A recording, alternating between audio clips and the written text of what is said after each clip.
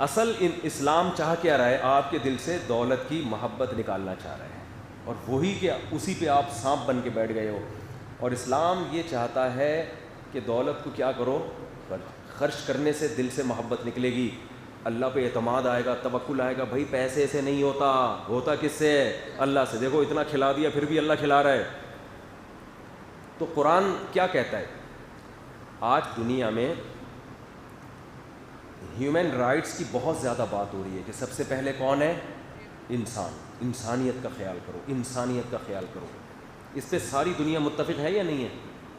بولو. لیکن خدا کی قسم انسانوں کے حقوق کا جتنا خیال اسلام کر رہا ہے نا، اتنا غیر مسلم سوچ بھی نہیں سکتا. کیونکہ ہمارے ہاں جب کہا جاتا ہے انسانوں کا خیال کرو تو مطلب بات کرنے سے پہلے تھینک یو اور بات کے آخر میں تھینک یو، مسکرا کے.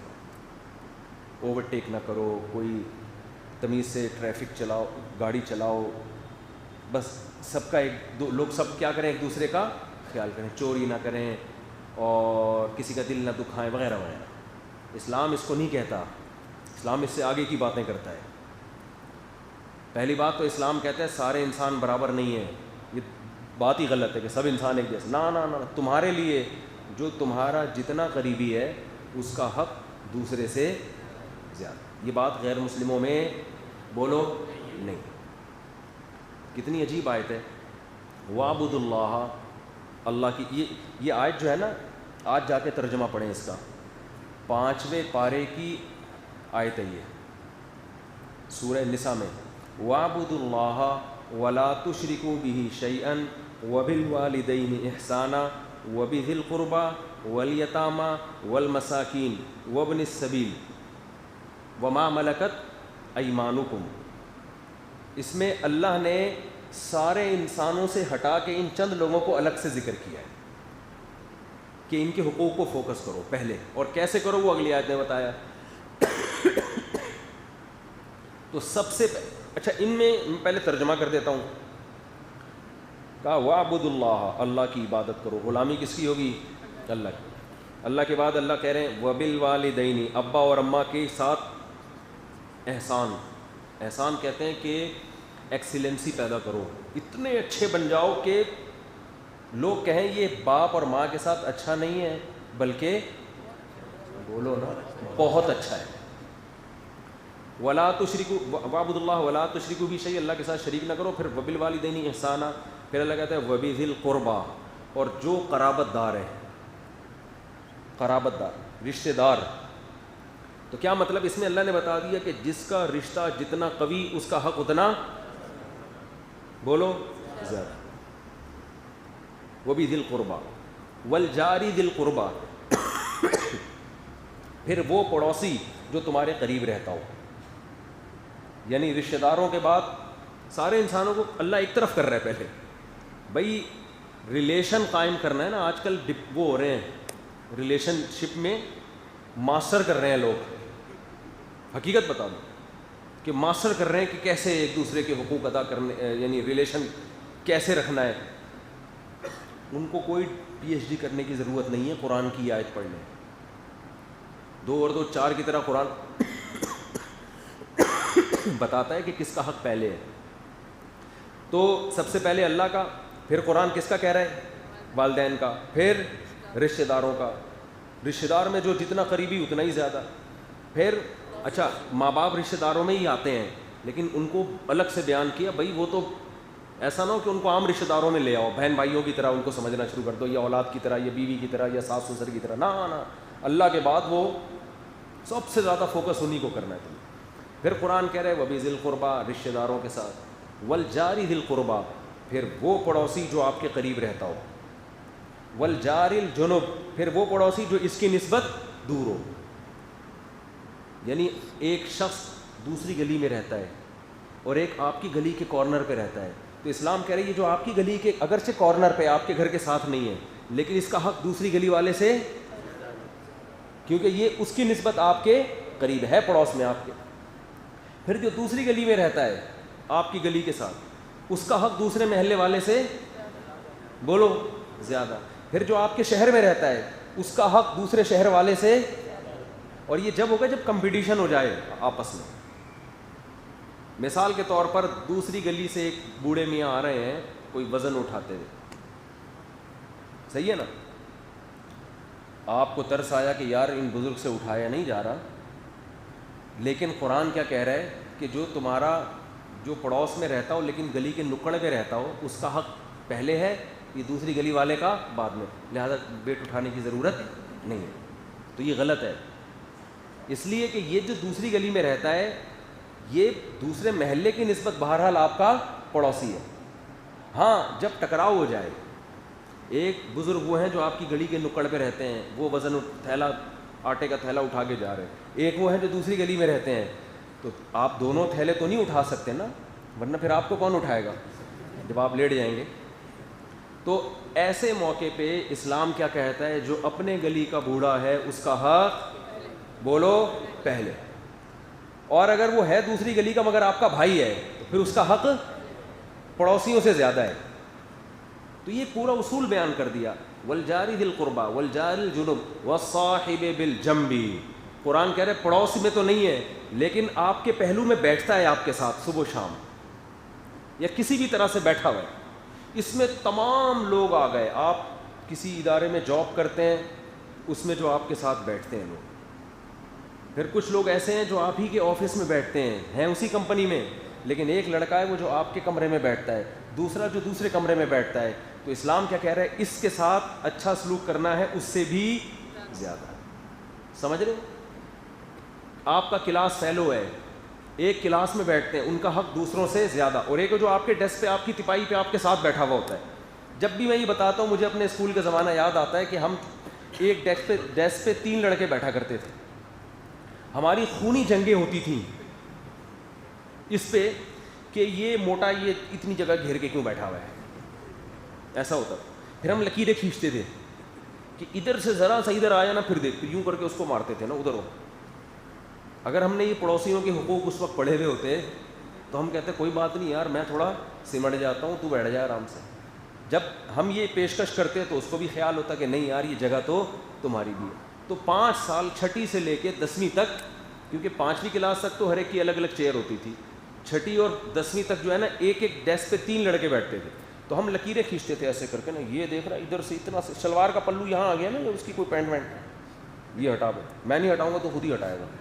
یہ بچوں میں ہوتا ہے, ہم نے تو اسی طرح گزارا کیا, پتہ نہیں آپ لوگ کا کیسے سیٹ اپ چل رہا ہے. تو ہٹا دے, وہ کہہ رہے نہیں ہٹا رہا, کیا کر لے گا, پھر یوں کر کے مارا اس کو کون نہیں, پھر یوں مار رہا ہے, پھر ڈیسک اٹھا کے مار رہے ہیں ایک دوسرے کو, کھڑکیوں سے بھاگ رہے ہیں. انجوائے کیا یار ہم نے بڑا ٹائٹ. پڑھائی کے علاوہ الحمدللہ دنیا کا ہر کام ہو رہا ہوتا. پھر اسکول ٹیچر آئے, وہ کہنے لگے, وہ پڑھاتے بھی عجیب اسٹائل میں تھے.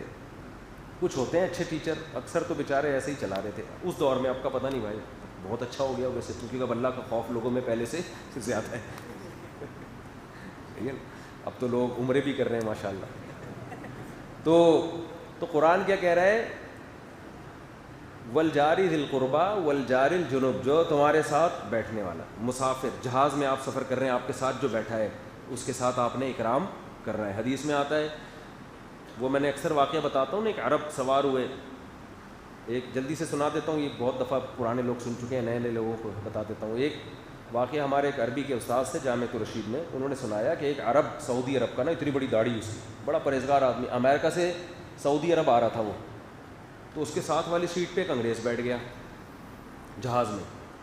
اب یہ وہ دور تھا جب بہت زیادہ نا دہشت گرد, مسلمان دہشت گرد ہوتے ہیں. اب دیکھو افغانستان میں طالبان کہاں دہشت گرد ہیں, اب کتنا اچھا سلوک کر رہے ہیں لوگ. وہاں سے خبریں آ رہی ہیں کہ جب کابل میں داخل ہوئے تو بچے ایسے کانپ رہے تھے کہ پتہ نہیں کیا کریں گے, اتنا امیج خراب کیا ہوا تھا.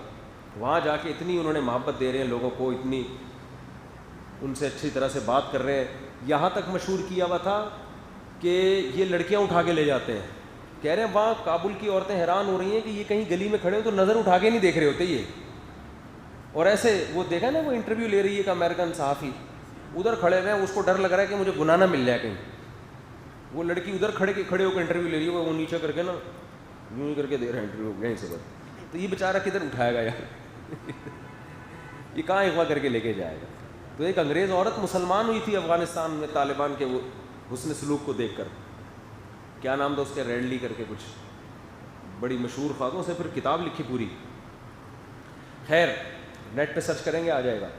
تو قرآن کیا کہہ رہا ہے، والجار الجنوبی والصاحب بالجنب، جو بھی تمہارے ساتھ اٹھتا بیٹھا. ہاں تو میں واقعہ سنا رہا تھا، اس عرب نے واقعہ بتایا کہ وہ اتنا لمبی داڑھی اس عربی کی، وہ جہاز میں بیٹھا، اس کے ساتھ ایک انگریز جب بیٹھا نا تو انگریز نے نفرت سے منہ ادھر کو پھیر لیا کہ دہشت گرد نے پتہ نہیں بم وم نہ رکھا ہوا اس نے کوئی. میڈیا نے اتنا غلط امیج بنایا ہوا ہے. تو کہہ رہے ہیں کہ یہ بات پہ ان کو پوچھ رہے ہیں، جب وہ ایئر ہاسٹس کھانے لے کر آئی تو اس نے ان کی ٹرے کی کھول دی نا، کیا پہلے آپ. تو انگریز بڑا متاثر ہے، یار یہ تو میرا بڑا خیال کر رہا ہے، رپورٹ تو اس کے خلاف سنی تھی. تو اس نے پوچھا آپ ایسا کیوں کر رہے ہو؟ تو کہتے ہیں میں نے اس کو بتایا کہ نبی نے فرمایا من کان یؤمن باللہ والیوم الآخر فلیکرم جارہ، جو اللہ اور آخرت پر ایمان رکھتا ہے اس کو چاہیے اپنے ساتھ بیٹھنے والے کے ساتھ اچھا سلوک کرے، اکرام کرے، عزت دے اس کو. صرف اچھا سلوک نہیں، اکرام، فلیکرم کا مطلب اس کو رسپیکٹ دے، عزت دے. تو بڑا حیران ہوا کہ اسلام کا تو ہم نے سنا تھا دھماکے ہی کرتے ہیں یہ لوگ، اور تو کچھ نہیں آتا ان کو. اچھا خود یہ لوگ جو مرضی کرتے رہیں خود جو مرضی کرتے رہیں، اور جب وہ چھوڑو پھر پورا ٹاپک ہی چینج ہو جائے گا. تو کہہ رہے ہیں کہ اتنا، اس نے پھر پوچھا اور اسلام کیا کہتا ہے، تو انہوں نے بتایا ایک خدا کی عبادت کرو، نماز پڑھو، پھر وغیرہ وغیرہ وغیرہ. تو وہ کہتے ہیں کہ جب جہاز نے ٹیک آف کیا تھا نا تو اس گورے کے دل میں اسلام کی انتہائی شدید نفرت تھی، اور جہاز لینڈ کرنے سے پہلے وہ مسلمان ہو چکا تھا. غیر مسلم جو ہے نا وہ آپ کے قرآن میں کیا لکھا ہے، حدیث میں کیا آتا ہے یہ نہیں دیکھے گا، وہ دیکھے گا تم کمبختوں عملی طور پر کر کے آ رہے. وہ جب دیکھے گا کہ یہ عمرہ بھی اللیگل کر کے آتے ہیں اور کسی اور کی، اچھا پیسے دینے لوگ قرضہ مانگ رہے ہیں، ان کا قرضہ نہیں دے رہے اور حج کر کے آ رہے ہیں. تو بھائی پہلے تو جو جس کا پیسہ ہے اس کو دو نا. تو عجیب سیٹ اپ چل رہا ہے. تو خیر قرآن کیا کہہ رہا ہے، جو آپ کے ساتھ اٹھنے بیٹھنے والے لوگ ہیں ان کے ساتھ بھی کیا کرو، اکرام. یہ اصل مقصد نہیں تھا میری یہ آیت، یہ تو میں تمہید کے طور پہ بتائی. آگے اصل بات شروع ہوتی ہے. آگے قرآن کیا کہہ رہا ہے، ان اللہ لا ہاں پھر آگے مزید بھی ہے، وما ملکت ایمانکم، اپنے ماتحت اور غلاموں کے ساتھ اچھا سلوک کرو. کس کے ساتھ؟ ہاں والجار ذی القربى والصاحب بالجنب وابن السبیل والجار الجنوب والصاحب بالجنب. والجار الجنوب کا مطلب دور کا پڑوسی، والصاحب بالجنب جو تمہارے ساتھ بیٹھنے والا ہے، کوئی بھی ہو. اور آگے قرآن کہہ رہا ہے کہ وما ملکت والصاحب بالجنب وابن السبیل، اور مسافروں کے ساتھ. بتاؤ ہمارے ہاں جب پتہ چل جائے کہ یہ بندہ باہر سے آیا ہے، اسے ٹیکسیوں کے ریٹ معلوم نہیں ہے، اسے نہیں پتہ خربوزے کے ایکچوئل ریٹ مارکیٹ میں چل کیا رہے ہیں، تو اس کے ساتھ طبیعت سے برا سلوک ہوتا ہے کہ نہیں ہوتا؟ وہ تھوڑے دنوں میں خود خربوزے جیسا بن جاتا ہے، اس کا منہ ایسا ہو جاتا ہے بیچارے کا. اتنا دھوکہ دیتے ہیں، پتہ چل جائے کہ یہ اجنبی ہے. تو قرآن کیا کہہ رہا ہے، مسافر کے ساتھ اچھا سلوک، اور وما ملکت ایمانکم، اور غلاموں کے ساتھ جو ماتحت غلام ہیں. غلام بھی آ گئے اس میں، اور جو آج کل ملازمین آپ کے گھر میں ماسیاں کام کر رہی ہیں یا آپ کے نوکر چاکر، سب آپ کے ماتحت ہی ہوتے ہیں، سارے اس میں آ گئے. ان کے ساتھ اچھا سلوک کرو. آگے قرآن کیا کہہ رہا ہے، ان اللہ لا یحب من کان مختالا فخورا. اللہ تکبر کرنے والوں اور شیخیاں بگاڑنے والوں کو پسند نہیں کرتے. اس کا جوڑ کیا اس سے، اللہ کہہ رہے ہیں ان سے اچھا سلوک کرو، اور اللہ تکبر کرنے والے اور شیخیاں بھگاڑنے والوں کو پسند نہیں کرتے. کیا مطلب؟ ان لوگوں کے ساتھ وہی برا سلوک کرے گا جس میں تکبر ہوگا، کیونکہ وہ اپنے آپ کو کیا سمجھتا ہے، بولو، بڑا. کہتے ہیں یہ پڑوسی کون ہے، یہ کیا ہے، یہ ماتحت کیا ہے، یہ تو میرا ملازم ہے، یہ مسافر کیا ہے. آگے اللہ نے فرمایا کہ یہ کون لوگ ہوتے ہیں، الذین یبخلون، یہ وہ لوگ ہوتے ہیں جو بخل کرتے ہیں، یعنی پیسے خرچ نہیں کرتے. اس سے پتہ چل رہا ہے کہ قرآن یہ جو اچھے سلوک کا حکم دے رہا ہے یہ سخی لوگوں کو دے رہا ہے، کنجوسوں کو نہیں دے رہا. تو اس سے اچھے سلوک کی ڈیفینیشن بھی سامنے آ گئی. کہ اچھے سلوک کا مطلب ہے پیسے دو ان کو. بہت مشکل ہے بات سمجھانا, بہت مشکل. اچھے سلوک کا مطلب صرف مسکرانا نہیں ہے. اصل کیا ہے, ان میں جو ضرورت مند ہو اس کے ساتھ پیسوں کے ذریعے تعاون کرو. اللہ نے تمہیں پیسہ دیا تو ان کے ساتھ تعاون کرو, کیونکہ اگر تم ان کے ساتھ تعاون نہیں کرتے اس کا مطلب تم میں تکبر ہے. تکبر کیوں آیا؟ تم اس پیسے کو اپنا کمال سمجھتے ہو, اللہ کی بھیک نہیں سمجھتے, یہ تکبر ہے. اور فخورہ کا مطلب شیخیاں بگاڑتے ہو, میں نے کمایا, میرا پیسہ. یہ غریب لوگ, ان کے تو قابلیت ہی نہیں ہے, تبھی ان کے پاس پیسہ نہیں ہے. جس میں تواضع ہوگی وہ شیخیاں نہیں بھگارے گا, کہے گا میرے پاس پیسہ ہے لیکن ہم تو اناڑی لوگ ہیں, اللہ نے اپنے فضل سے دے دیا. تو اب کوئی مجھے بھوکا مرتا ہوا نظر آئے گا, بھائی میرا کون سا اپنا پیسہ ہے, اللہ کا دیا ہوا ہے, تو مجھے تو اس بھوکے کا خیال کرنا ہے, مجھے تو پڑوسی کا خیال کرنا ہے, مجھے تو والدین کا خیال کرنا ہے. یہ اللہ نے مجھے دیا ہی والدین کے لیے, ان پہ خرچ کرنا ہے میں نے, میرا تھوڑی ہے, تو اللہ کا دیا ہوا ہے. جو شیخیاں بھگارنے والا آدمی ہے وہ یہ کام نہیں کرے گا. قرآن کہہ رہے وہ اس صورت میں کرے گا یراؤن الناس. آگے آیت میں اللہ نے فرمایا کہ الذین ينفقون اموالهم رئاء الناس, وہ کریں گے جو لوگوں کو دکھانے کے لیے کر رہے ہوں گے. اللہ کے لیے کبھی بھی نہیں کریں گے یہ لوگ. اللہ کے لیے وہی کرے گا جس کے دل میں تواضع کی, یہ میرا پیسہ میرا نہیں ہے, میرے اندر تو قابلیت نہیں, میرے سے زیادہ قابل لوگ بھوکے مر رہے ہیں اور میں کوئی قابلیت نہیں, اللہ نے مجھے اتنی دولت دے دی. تو اس سے صاف پتہ چل رہا ہے کہ یہ حقوق ادا کرنے کی بات جہاں بھی قرآن کرتا ہے تو قرآن کا سب سے پہلے فوکس ہوتا ہے کہ ان پہ کیا کرنا ہے, پیسہ. اور آج مسکرانے کے لیے جتنے دانت نکلوا لو ان کے منہ سے, پیسہ خرچ کرنے کے لیے تیار نہیں ہے. اور میں بار بار لبرل لوگوں کے خلاف بہت بولتا ہوں نا, جو جتنے یہ پڑھے لکھے دنیا دار لبرل لوگ ہیں جو مذہب کو نہیں مانتے, اللہ کی قسم ان کے دنیا کے مذہب کرکرے ہوتے ہیں. میں تو ان سے کہتا ہوں کبھی مولویوں کے گھروں میں آ کے دیکھو کتنا سکون والا ماحول ہوتا ہے, الحمدللہ, اللہ نظر بد سے بچائے. کبھی دینداروں کے جو دین کی طرف منسوب ہے کتنا سکون. ابھی ایک کیس سامنے آیا, ایک پولیس والے کا انتقال ہوا لاہور میں. ہمارے دوست نے بتایا اتنا پیسے والا, اس نے اپنے بیٹے کو گاڑی خرید کے دی, ایک کو اچھا موبائل دیا, اچھی مہنگی گاڑیاں دی. اللہ کی قدرت کرونا ہو گیا اس کو, یا کوئی اور بیماری ہو گئی, علاج پہ 30-40 لاکھ روپے خرچہ آ رہا تھا. بیٹوں نے خرچ, ڈاکٹروں نے کہا بھائی پیسے تو, انہوں نے کہا نہیں ہے, یہ گاڑیاں بیچو, موبائل بیچو. انہوں نے کہا نہیں, یہ نہیں بیچ سکتے. جب آپ اپنے بچوں کو اللہ نہیں سکھاؤ گے نا تو آپ ان کو جتنا پیسہ دو گے یہ ہوس کے مریض بنیں گے, کیونکہ آپ نے بچپن سے ان کو کھلا کھلا کے نفس پرستی میں ڈال دیا. اب یہ خواہشات کے خلاف کبھی بھی نہیں چلیں گے.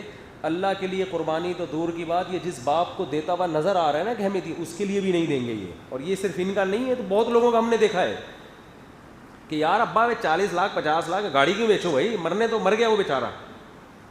حالانکہ جو چیز باپ نے دی ہو وہ تو انسان پہلے لا کے پیش کرتا ہے. ابا میرے کہاں سے آ گئی یہ گاڑی, یہ میرا موبائل کہاں سے آ گئی, یہ تو آپ کا ہے. آپ 40 کی بات کرتے ہو, 80 خرچ کریں گے, ادھار لے لے کے خرچ کریں گے. تو محبتیں مارکیٹ سے کیا ہو رہی ہیں, لیکن انہی بچوں سے آپ انسانی حقوق پر تقریر کرواؤ تو 2 گھنٹے سے کم میں چپ ہو جائیں تو میرا نام بدل دینا. ہیومن رائٹس کی تنظیموں کے ہو سکتا ہے صدر بنے ہوئے ہوں, سمجھ میں نہیں آ رہی بات, کیا بنے ہوئے ہوں, صدر بنے ہوئے, اور کوئی چیئرمین بنا ہوا ہوگا. جو ویمن رائٹس کی باتیں کرنے والے لوگ ہیں نا, اکثر اپنی بیویوں کا خرچہ وہ لوگ نہیں اٹھا. گھروں میں جا کے دیکھو پتہ چلے گا آپ. ویمن رائٹس, ویمن رائٹس, خود شادی بھی نہیں کرتے ان میں اکثر لوگ. کیا بھائی ٹینشن کون اٹھائے ساری زندگی کی, کام نکالو, پتلی گلی سے نکلو. لیکن آپ ویمن رائٹس کا چیئرمین بنا دو تو دیکھو بنا ہوا ہوگا ایسا ہی آدمی. تو ویمن رائٹس اور ہیومن رائٹس کی باتیں پھینکنا گورنمنٹ کی طرف سے کوئی پابندی نہیں, پھینکتے رہو پھینکتے رہو. قرآن کہہ رہا ہے روکڑا کتنا خرچ کر رہا ہے, صحیح ہے نا, کیونکہ جان مسکرانے میں جان نہیں نکلتی. جان کب نکلتی ہے, ایک تو وہ لطیفہ ہے نا جس میں جان نکلی تھی, وہ لطیفہ یاد آ رہا ہے. گھر پہ تھے نا وہ, ابا نے نہیں اماں نے پوچھا بیٹے سے, بیٹا تم اسکول میں اسلامیات بھی پڑھ رہے ہو, یہ بتاؤ جان کیسے نکلتی ہے. یہ بچے بڑے خطرناک ہوتے ہیں, یہ راز فاش کر دیتے ہیں ان کو بھولے بھالے پن میں. یہ بتا دوں بچوں سے بہت ہوشیار کو بھولے بھالے پن میں نا یہ سب کچھ بتا دیتے ہیں, ان کو پتہ ہی نہیں ہوتا ہم کیا کہہ رہے ہیں. جب آپ گھر سے باہر آؤ, نوک کرو کسی کا دروازہ, تو بچہ بول دیتا ہے کہ ابو کہہ رہے ہیں میں گھر پہ نہیں. ایسا بھی ہوتا ہے. ابو کہہ رہے میں گھر پہ نہیں ہوں, بچے بہت خطرناک. تو ماں نے اپنے بیٹے سے پوچھا بیٹا بتا جان کہاں سے نکلے گی, یعنی منہ سے نکلے گی, آنکھوں سے نکلے گی, یا کیسے نکلے گی؟ اس نے کہا کھڑکی سے نکلتی ہے جان. وہ حیران کہ جان کھڑکی سے کیسے؟ تو وہ کہتا ہے امی جب آپ گھر پہ نہیں ہوتی نا تو پڑوسن آتی ہیں انٹی ہمارے گھر میں, جیسے ہی آپ آنے والی ہوتی ہیں تو ابو کہتے ہیں جان کھڑکی سے نکل جاؤ. ابو فوراً کہتے ہیں جان کھڑکی سے نکل جا. تو یہ لفظ اس نے اتنا سنا تھا, اس کا خیال تھا کہ جان ہمیشہ کہاں سے نکلتی ہے؟ کھڑکی سے نکلتی. بھائی ویڈیو نہیں بناؤ, ہیلو, بالکل سختی سے پابندی ہے. تو اصل جو جان نکلتی ہے نا انسان کی, وہ روکڑا خرچ کرنے سے نکلتی ہے. اور قرآن ساری ترغیبات کس پہ دے رہا ہے؟ پیسے دو, پیسے خرچ کرو, ماں باپ پہ, بہن بھائیوں پہ, ماتحتوں پہ, پڑوسیوں پہ, اور دور کا پڑوسی, قریب کا پڑوسی, ماتحت غلاموں پہ. آپ ماتحتوں پہ کیسے خرچ کریں گے؟ ارے تیری تنخواہ بنتی ہے 20,000, چل 5,000 میری طرف سے کیا ہے گریوی دے دیا کرو یار. جب اللہ نے اتنا بڑا اسٹیٹ بنایا ہے آپ کو, آپ کے لیے 20-25 کی کیا ویلیو ہے یار؟ یہ آج گھر میں پھل آئے ہیں, ہم تو کھاتے رہتے ہیں, یہ اٹھا کے اپنے ماتحتوں کو دے دو, وہ تم لوگ کھا لو. فیکٹریوں کے مالکان نے ایسا نچوڑا ہوا ہوتا ہے نا. تنخواہیں کیسی ہوتی ہیں؟ 25,326 روپے. ابے 26 کو پورا ہی 100 کر لے یار. بھائی ایک آدمی نے مجھے بتایا میرے فیکٹری کا مالک مجھے تنخواہ دیتا تھا 20,256. کہتے ہیں میں نے کہا یا تو یہ 256 ختم کر لے, مجھے نہیں چاہیے, پورے 20,000 دے دے, یا اس کو 500 کر دے پورا. لیکن نہیں, 1 روپیہ نہیں بڑھائے گا وہ. حالانکہ اس میں اپنا فائدہ ہے. آپ اپنے ملازمین کو تنخواہ کے علاوہ دیتے رہو. یہ جو ہم اپنے بڑوں کے ساتھ اٹیچ ہیں نا اتنے, میں پنجاب میں رہا ہوں 2002 میں, وہاں لوگوں نے مجھے اتنا زور لگایا کہ آپ ہماری مسجد کے امام بن جاؤ, ہم یہ تنخواہ دیں گے آپ کو, ہم آپ کو گھر الگ بنا کے دیں گے, آپ کو حج کرائیں گے, اور یہ بڑی آفریں کی, اتنی آفریں کی. بڑی محبت والے لوگ تھے, میں روزانہ وہاں بیان کرتا تھا. تو بیٹھتے آپ کو یہاں سے جانے نہیں دیں گے, ہم آپ یہاں مسجد کا امام بنو آپ. میں اس وقت بالکل باریک سا آدمی, مجھے خوراک کی ضرورت بھی اس وقت بہت زیادہ تھی. وہ پنجاب والے اتنا اکرام کیا کہ 1 مہینہ رمضان میں نہ مجھے اپنے خرچے پہ سحری بنانے دی, اور نہ میرے گھر والے بھی ساتھ تھے, بچے بھی ساتھ تھے. روزانہ دودھ آ رہا ہے میرے گھر میں, دہی آ رہی ہے, افطاری آ رہی ہے. ہم نے کہا یار, اور ہدیے آ رہے ہیں. وہی پنجاب میں یہ بات ہے, پنجاب کے لوگ بہرحال سخی ہیں اس معاملے. پنجاب والے جب کسی پہ عاشق ہو جائیں نا تو پھر وہ ایسے تجوریاں کھولتے ہیں, ایسے ہدیے دیتے ہیں. تو وہ میں وزیر آباد میں تھا, انہوں نے جناب وہ اکرام میرا, میں حیران. ابے بھائی مجھے عادت خراب ہو جائے گی, مفت کھانے کی عادت پڑ جائے گی. لیکن نہیں جی, صبح صبح پہنچے ہوئے ہیں, 1 کلو دودھ لے کے, دہی لے کے, افطاری لے کے, پھر رات کا کھانا لے کے, پھر الگ لفافے الگ آ رہے ہیں. تو میں کوئی بھی ملنے آتا نا, جیب میں ہاتھ ڈال کے لفافہ نکالتے, یہ میری طرف سے ہدیہ.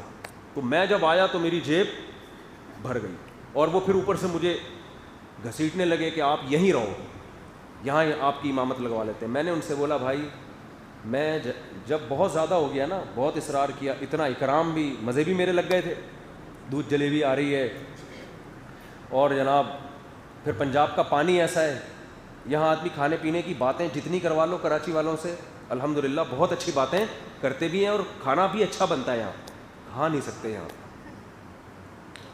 بکرے کی ران ایسی بنتی ہے, یوں بنتی, کھا کے دکھا تو بکرے کی ران, ٹھیک ہے نا. بولتا ہوں باتیں یہاں وہ کہ پانی اس طرح کا ہے, ہوا اس طرح کی بھوک نہیں. ہم جب پنجاب جاتے ہیں بھوک ڈبل ہو جاتی ہے, بلوچستان بھی جاؤ بھوک ڈبل ہو جاتی ہے. کراچی کا پتہ نہیں ماحول ایسا ہے کہ یہاں وہ بھوک نہیں ہے. تو تہذیب الحمدللہ یہاں بہت ہے, اخلاقیات ہیں, بات تمیز سے وغیرہ وغیرہ.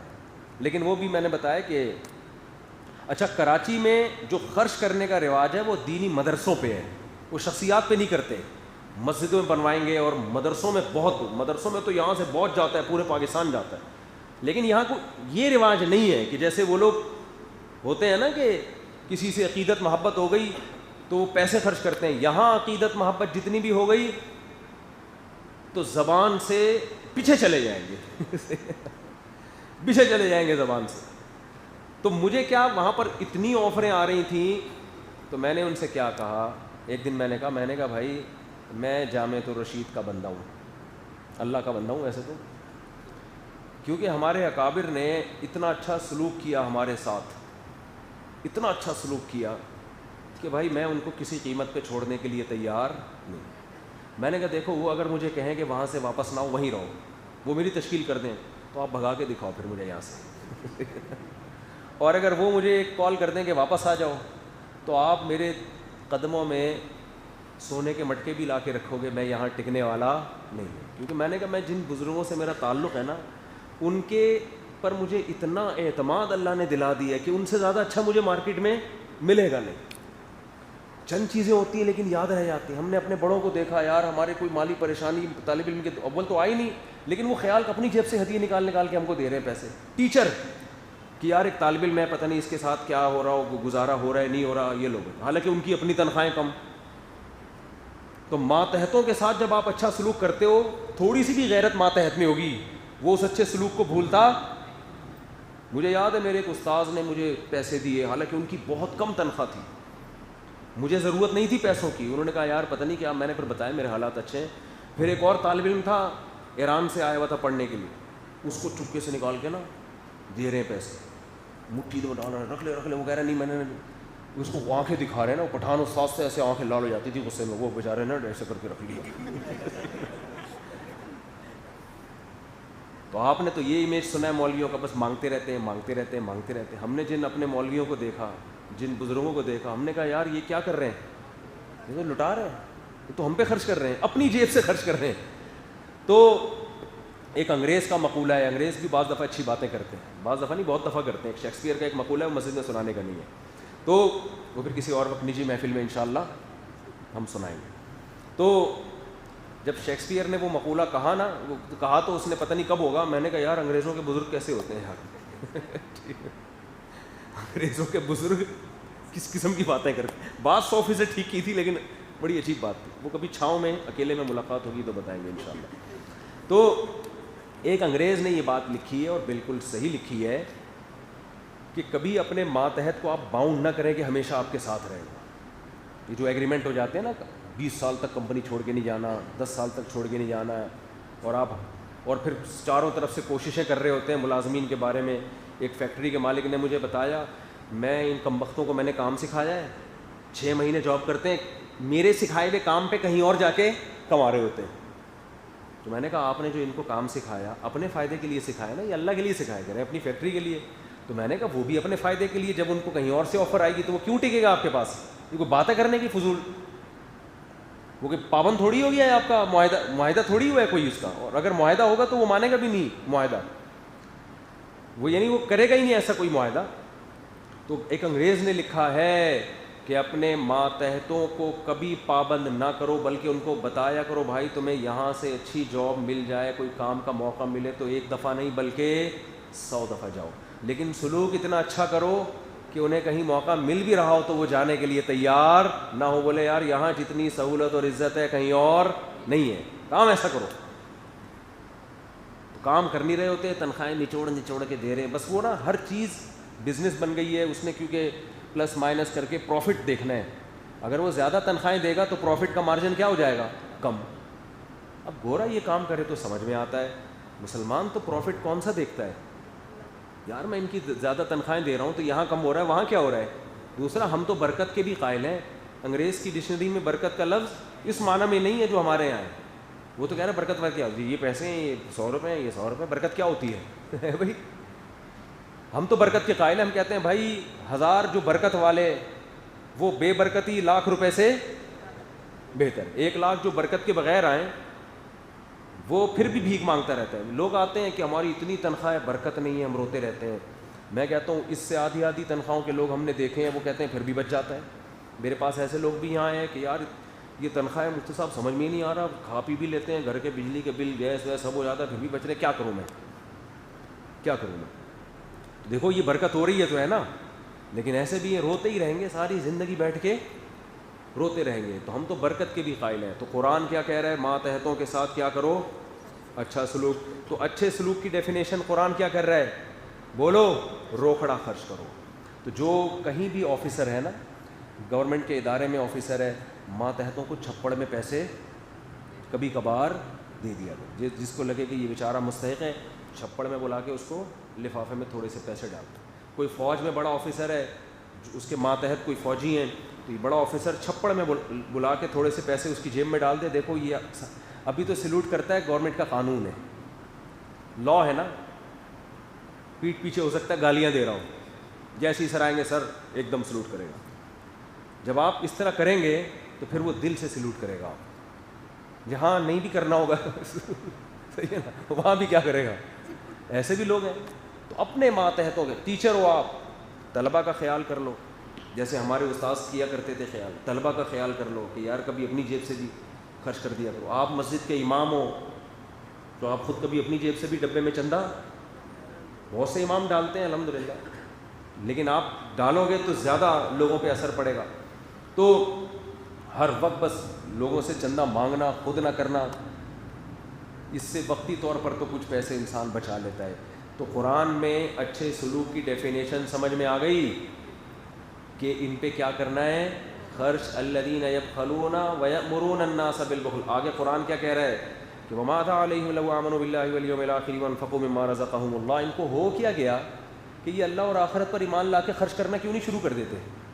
یعنی اللہ کہہ رہے ہیں اتنی لمبی تقریر سننے کے بعد بھی تمہیں اثر کیوں نہیں ہو رہا. یعنی اللہ اور آخرت پر ایمان لاؤ اور خرچ کرنا شروع کر دو. اس میں بتا دیا کہ خرچ اس وقت تک ہوگا نہیں جب تک آخرت پہ ایمان ہوگا نہیں. اللہ پہ ایمان کا مطلب پتہ ہے کہ اللہ کے لیے دے رہا ہوں وہ لوٹا دے گا, اور آخرت پر ایمان کا مطلب یہ ضائع نہیں ہو رہا, آخرت میں محفوظ ہو رہا ہے. تو اس سے سخی بننے کے لیے آخرت پر ایمان بہت ضروری ہے. آپ کو کچھ پتہ نہیں کب مر جائیں. لوگوں نے بڑھاپے کے لیے مؤخر کر کے رکھا ہوا ہے, ہم اس وقت ٹرسٹ بنائیں گے, صدقہ کریں گے, جب سارے کاموں سے فارغ ہو کر کرنے دھرنے کے لیے کوئی کام نہیں بچے گا, پھر ہم کیا کریں گے, پھر میں اپنے ابا کے ایصال ثواب کے لیے ایک مسجد بناؤں. یہ لوگوں کی سوچ ہو. بھائی جوانی میں خرچ کرو, سمجھتے ہو کب خرچ کرو. حدیث میں آتا ہے سب سے بہترین صدقہ وہ کہ صدقہ کرتے ہوئے آپ کو خیال ہو کہ یہ رقم اگر میں بزنس میں لگاتا تو فائدہ ہوتا, اور اگر میں ابھی صدقہ نہیں کروں گا, صدقہ کیا تو فقر و فاقہ بھی آ سکتا ہے. یہ کنڈیشن تھوڑا سا دل میں آرے چلنے چاہیے.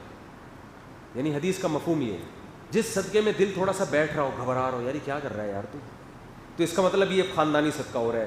اور جس صدقے میں کچھ بھی نہ ہو رہا ہو, ٹٹولے چونی اٹھنی مل نہیں رہے, تو چلو یہ کیا لگا, اور اس میں بھی یہ ہو کہ میرے بلائیں کیا ہوں گی, ٹل جائیں گی. تو صدقہ تو وہ ہوتا ہے دل تھوڑا سا اس میں